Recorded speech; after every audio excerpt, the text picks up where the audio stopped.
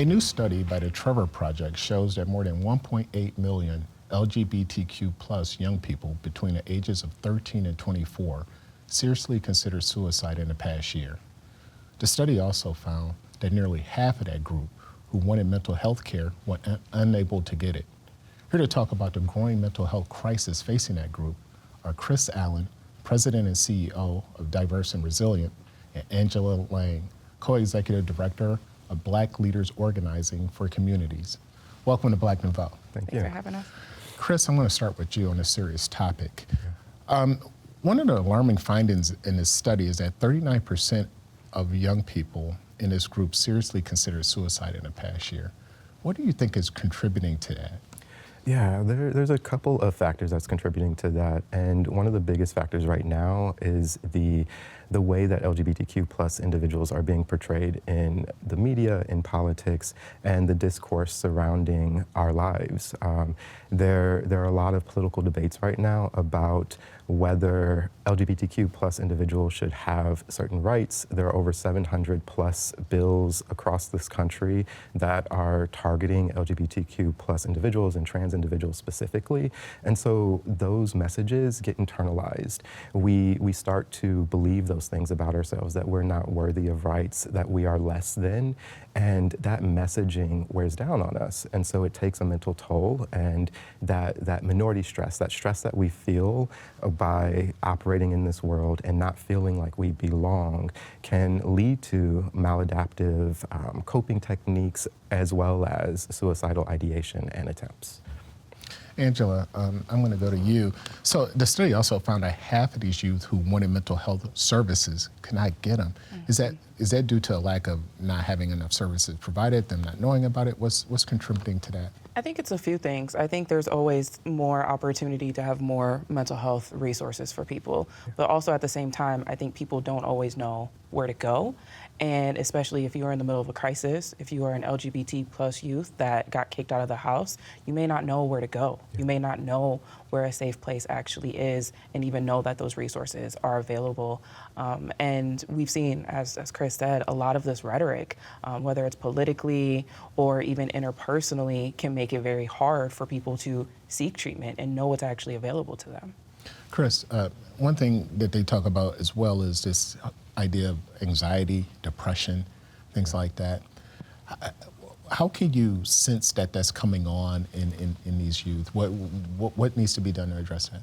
Yeah, there's a number of things that you can do to address it, and one of it is just really being mindful of what is typical behavior that you see from these young people. Because some people are just more quiet, more shy, and just naturally withdrawn. But when you start to notice young people or even adults that are starting to pull away from loved ones, from things that they're interested in, engaging less in their community, those are often signs that they might be dealing with something.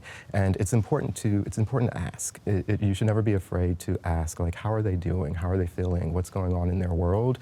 To really get a picture of what they're going through. You had mentioned politics a little bit, the political debates that's going on and everything going on right now. Politics is playing a huge role in this conversation, and 90% of the youth who were interviewed for this survey said that politics is really depressing to them. Yeah. What does that sound like? What are we hearing? What are they hearing? They're getting messages that take away a hopeful feeling. When young people are thinking about their future, they're thinking about the loved ones that they're going to have, the family that they might build, the future that they're going to create for themselves. And a lot of these political debates risk taking away that future for some LGBTQ plus individuals. There's conversations around, trying to overturn same-sex marriage. There's conversations about whether trans individuals can actually seek gender-affirming care and become the person that they know they are.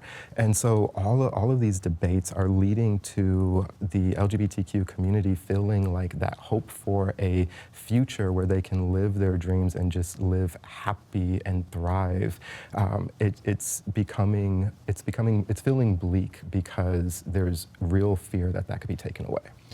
Angela, for someone who's watching the show right now, who may have a child going and experiencing some of these problems, what would you tell them to talk to their child about?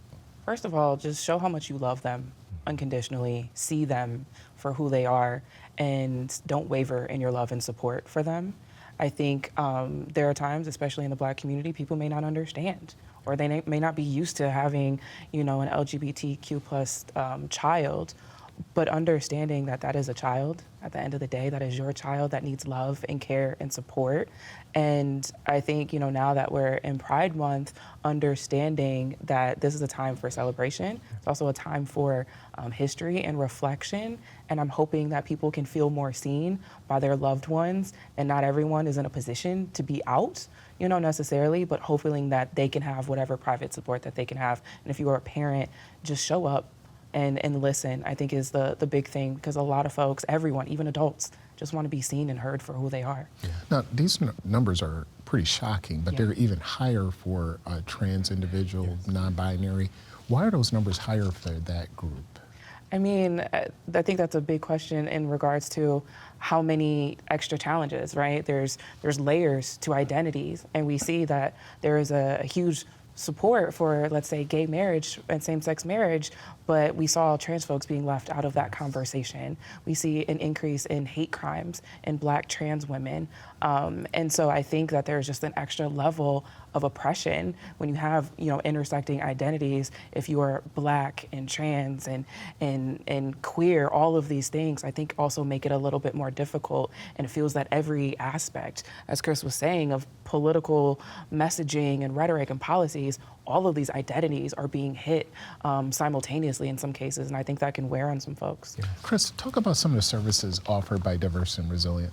Yeah, so some of the services that we offer focus on leadership development, where we create opportunities for specifically Black trans women as well as people living with HIV to come together, network, access services that can help them affirm their identity or stay in and be retained into care, as well as our anti-violence program. We're seeing a lot of calls to our warm line. We have a line that's available to everyone statewide where they can call and leave a message, whether they're experiencing violence at home, at work, in school, in the community, and they'll be connected to an advocate. The advocate will call them back within 24 hours and help them navigate different resources that are available to them.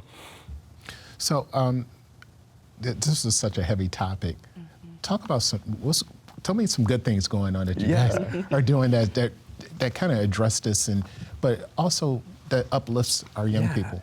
Yeah, it's really important that when we're looking at statistics like these, that we remember that building resiliency is important. And we do that by creating safe spaces. And that's one of the things that we do at Diverse and Resilient is create a safe space where young people, adults, LGBTQ folks can come and be connected with other people, feel supported, feel affirmed. It's Pride Month, so we're doing a lot in the community where we're offering HIV and STI testing so folks can know their status and be connected into care. And so it's building resiliency means that you're increasing the visibility of people who are like you. You're not feeling alone or isolated. You see those examples of people who are thriving, living healthy, happy lives, and that can help create that hope that people might be losing because of these political debates, is that they see that even in the light of all of these challenges, that we as a community can still come together for one another through either mutual aid or support and really support each other. Gotcha. Well, thanks a lot. This is a topic we got to come back at. Yeah. And we got to have you guys back on. Absolutely. Thanks for having us. Thanks.